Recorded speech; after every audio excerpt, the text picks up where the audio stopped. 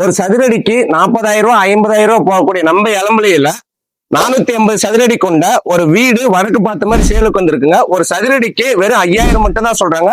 இது rate fixed கிடையாது, கண்டிப்பா நெகோசியேட் பண்ணிக்கலாம். 23 அடி தார் ரோடு கொண்ட நல்ல அகலமான தார் ரோடுங்க, அமைதியான ஏரியா. வாங்க வீட்டை விசிட் பண்ணி பார்க்கலாம்.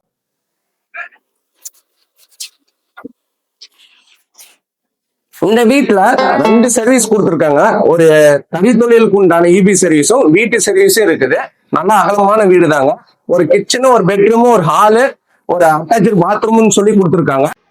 இளம்பிள்ளை நகராட்சி லிமிட்டுக்குள்ள இந்த மாதிரி லோ பட்ஜெட்டில் கண்டிப்பாக ஒரு வீடு கிடைக்கிறது ரொம்ப கஷ்டங்க. இந்த வீட்டை கொஞ்சம் ஆல்ட்ரு பண்ணி பெயிண்டிங் ஒர்க்லாம் முடிச்சிங்கன்னா வேறு லெவலில் சூப்பராக இருக்குங்க.